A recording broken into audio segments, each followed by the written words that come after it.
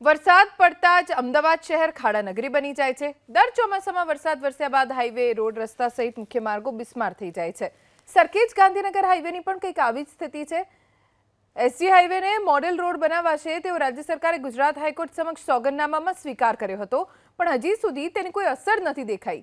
National highway authority of ઇન્ડિયાએ high court સમક્ષ સ્વીકાર્યું હતું કે આ હાઈવે NHAIની માલિકીનો છે, પરંતુ તેના મેન્ટેનન્સની જવાબદારી राज्य सरकारना रोड एंड बिल्डिंग डिपार्टमेंटनी छे। तेवामां प्रशासननी बेदरकारीना कारणे फरी एकवार नागरिकोने कमरतोड़ रस्ता उपरथी पसार थवुं पड़े छे। अमदावादमां वरसाद बाद ठेर ठेर रस्ता बिस्मार बनवानी अने भूवाओ पड़वानी घटना सामे आवती होय छे। तेवामां अमदावादनो सरखेज गांधीनगर हाईवेना जे दृश्यो छे ते अत्यारे जोई शकाय छे। इस्कोन ब्रिज उपर ज मस्त मोटा खाड़ा पड़ेला अत्यारे जोवा मळी रह्या छे। अहींयाथी जे वाहन चालको पसार थता होय आ खाड़ाओमांथी तेमने वाहन चलाववा माटे मजबूर बनवुं पड़े छे।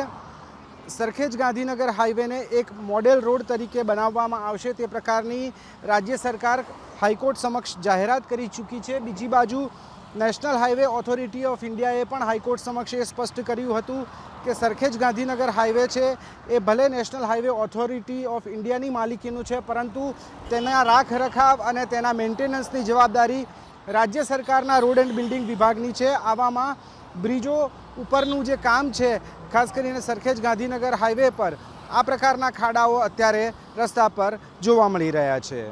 कैमरामेन जयराम रबारी साथे तेजस मेहता, ABP अस्मिता, अमदावाद।